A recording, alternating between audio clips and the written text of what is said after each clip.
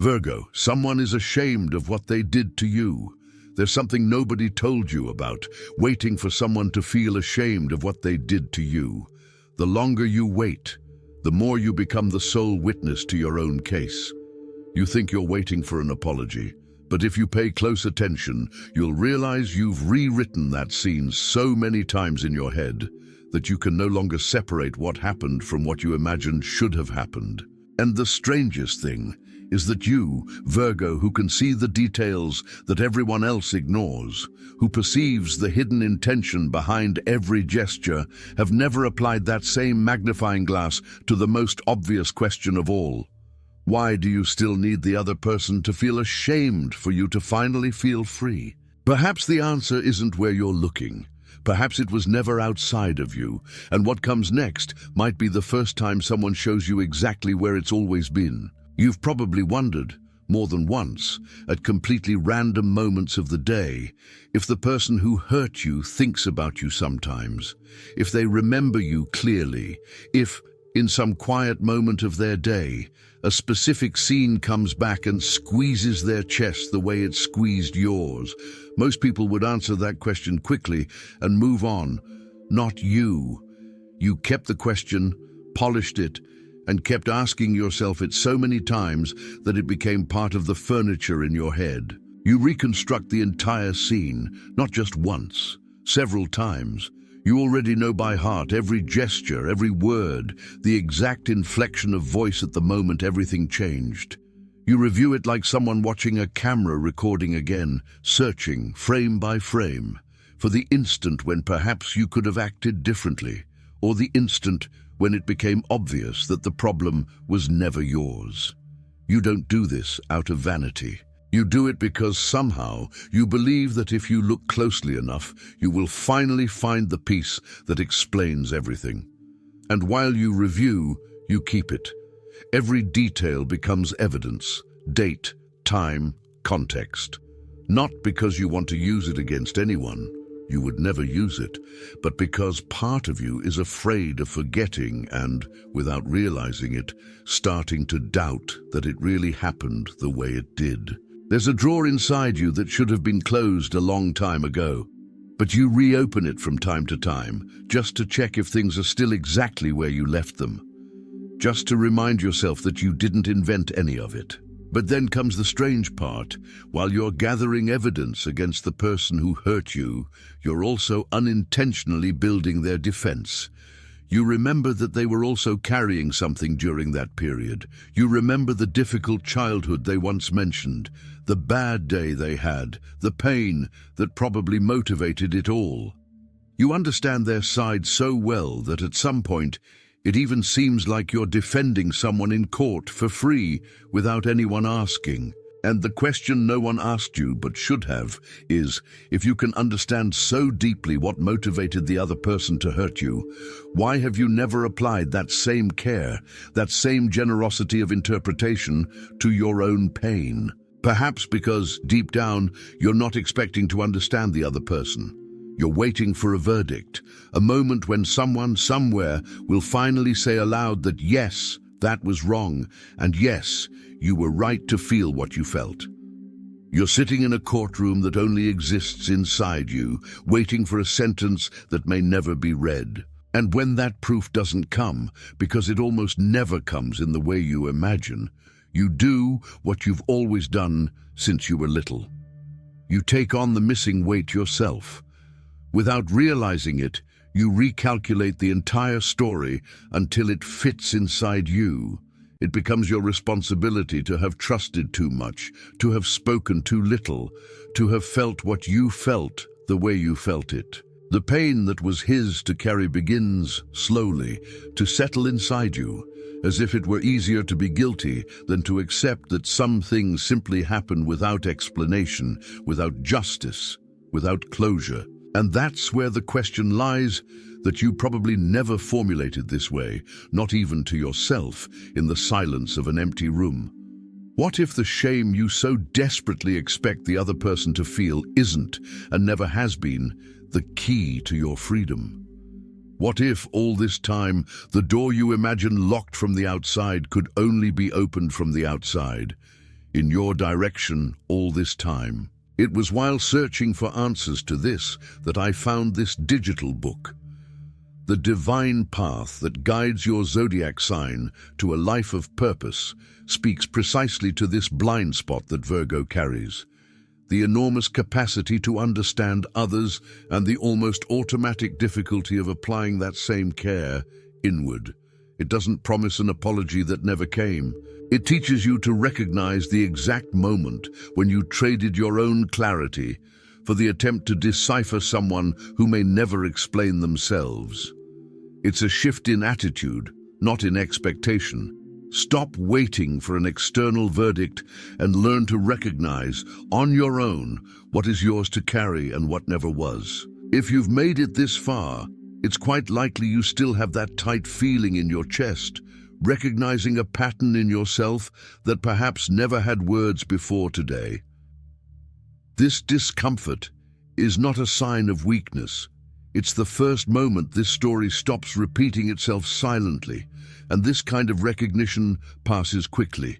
Daily life swallows you up again before you can do anything different about it. That's why you should act now, while it still hurts enough to mean something. The link is in the first pinned comment, but be aware, this content may be taken down. Click now and download your copy. And in the meantime, leave a comment below. When was the last time you waited for an explanation that never came?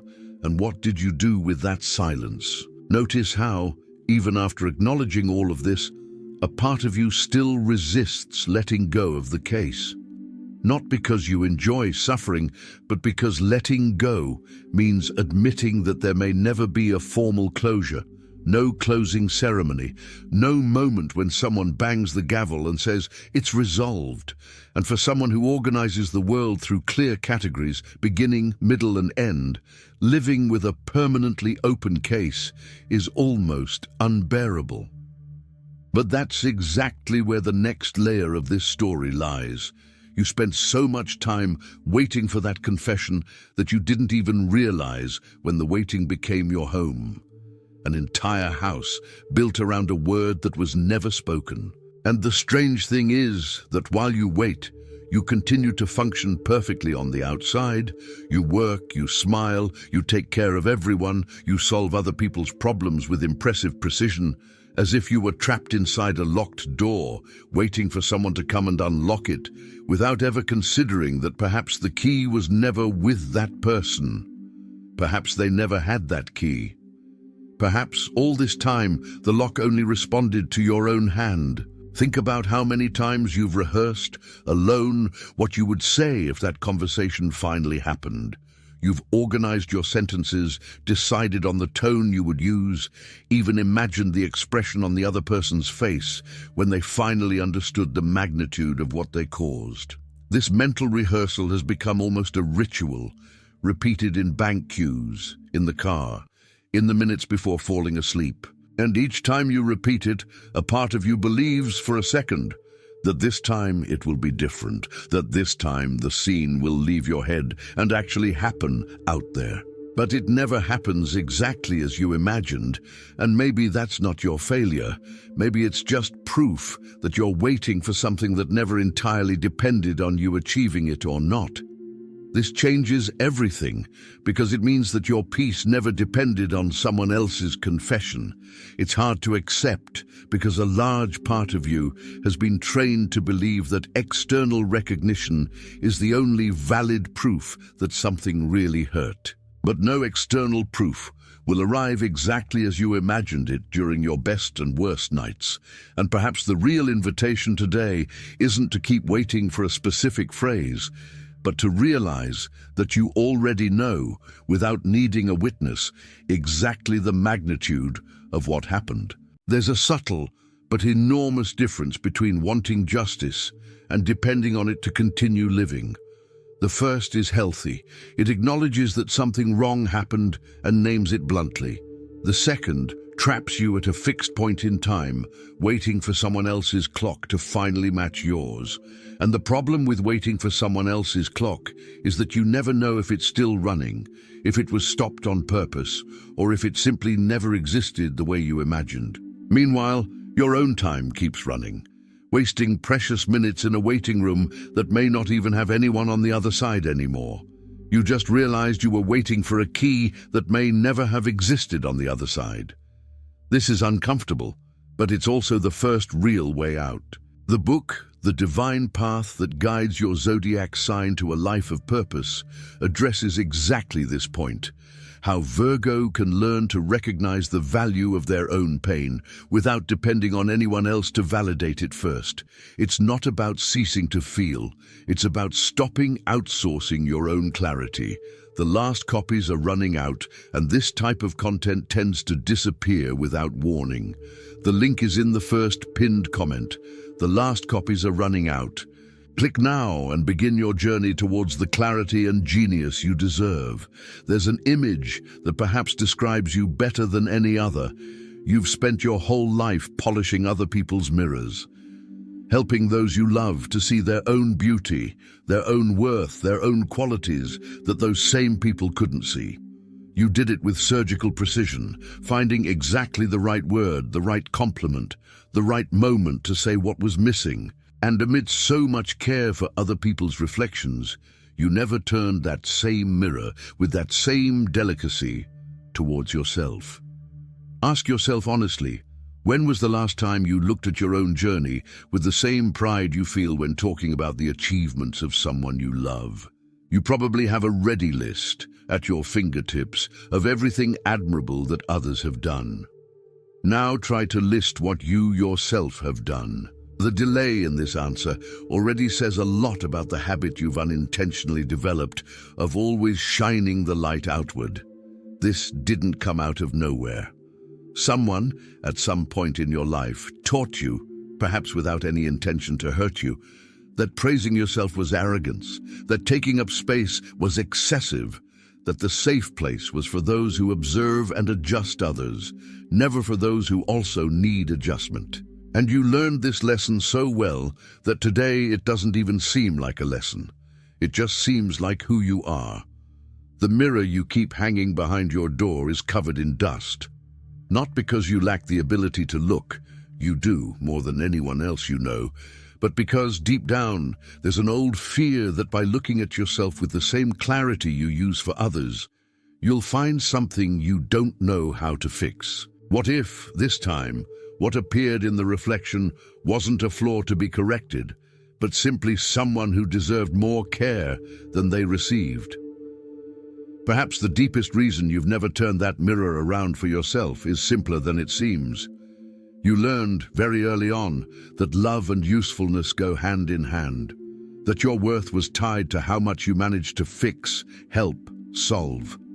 And when someone hurts you, that internal logic freezes, because suddenly you're not the problem solver, you are the problem itself. And dealing with your own pain, without any function to fulfill, without anyone to help you at that moment besides yourself, is a territory you've simply never been allowed to explore. Turning the mirror inward hurts because it exposes everything you've been putting off. The book, The Divine Path That Guides Your Zodiac Sign to a Life of Purpose, exists precisely for this moment, to help you look at your own reflection with the same discernment you've always offered to everyone around you, without drowning in the self-criticism you've built as your identity. It's an invitation to see your own genius before someone else needs to point it out to you. Access is limited and may be withdrawn at any time. The link is in the first pinned comment. The last copies are running out.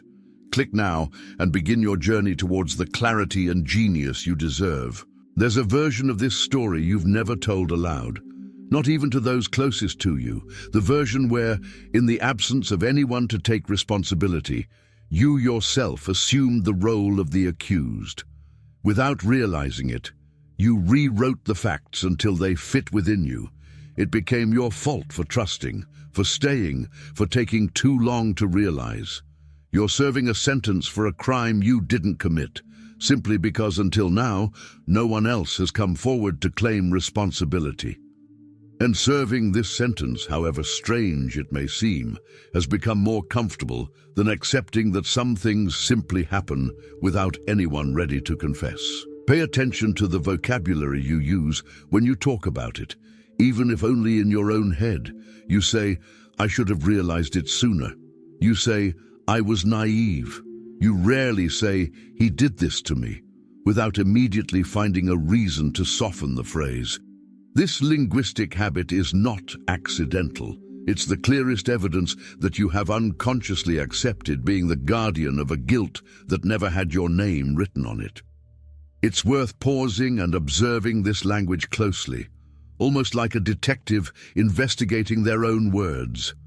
Every time you soften what was done against you, you are, without realizing it, redistributing the weight of history in a way that always leaves you with more than you should. It's not generosity. It's an old imbalance that you've learned to call maturity, understanding, kindness, when in reality it's just a polite way of continuing to carry something that was never yours. But there comes a day, and it could be today, when you decide to leave your cell even without having heard the confession you were hoping for. Not because the case was resolved the way you dreamed, but because you understood that remaining imprisoned there no longer changes anything about what happened. It only changes the size of your life from now on. And perhaps this is the quietest and most powerful turning point a Virgo can experience, realizing that judging yourself so harshly was never justice. It was just another form of control in a story where, for a long time, you had no control at all. Think about how much time and energy this self-pity consumed. Every time you punished yourself for something that wasn't yours, every time you swallowed legitimate anger to turn it into self-criticism, every time you replaced a fair question, "Why did this happen to me?" with an unfair one, "What did I do wrong to deserve this?" This subtle and constant deviation is what keeps so many Virgos bright and competent on the outside, but tired and distrustful of themselves on the inside. And the first step to reversing this isn't grand. It's simply stopping asking the wrong question. Leaving a cell you've kept locked up in for so long requires more than willpower. It requires practical tools to reorganize what's become distorted inside. That's exactly what the divine path that guides your zodiac sign to a life of purpose offers. A structured path for Virgo to stop serving sentences that were never theirs, understanding the true discernment between what is their responsibility and what never was. This content has already helped many people who recognize themselves in this same cell, and access won't be available for much longer. The link is in the first pinned comment. The last copies are running out. Click now and begin your journey towards the clarity and genius you deserve. In the end, perhaps the shame you've waited your whole life for will never arrive in the way you imagined, and perhaps, in fact, it doesn't need to arrive anymore, because the peace you sought on the outside has always been in a decision only you could make, to give back to history what has always belonged to it, and to finally keep only what is yours. There's something almost sacred about the way Virgo sees the world, this ability to repair, to organize, to find meaning where there seemed to be only ruin. For a long time, you used this gift to try to fix a story that was never yours to fix alone. But the same care you dedicated to understanding the other, to cataloging every detail, to defending explanations that no one asked for, this care, directed inward, is what will restore you whole. Think about how many people around you have benefited from your ability to organize chaos, to find logical explanations amidst the emotional turmoil of others. Now imagine that same ability working in your favor, without apologizing for existing, without justifying yourself before taking up space. Imagine recognizing an injustice and simply naming it as such, without needing to then find an excuse for the perpetrator. This is a version of you that has always existed, just waiting for permission to appear more frequently. You no longer need to wait for others' embarrassment to feel validated. You no longer need to review the scene, keep evidence, or build defenses. From now on, you can simply close the file, not because the case is solved, but because you've decided you've lived within it long enough. And there's a silent beauty in that, the beauty of a virgin who has finally learned to apply to herself all the clarity she has always offered to the world. Not as judgment, not as a sentence, but as a definitive way to free yourself from a tribunal that, in truth, never needed any judge other than yourself, and which from now on can simply be closed.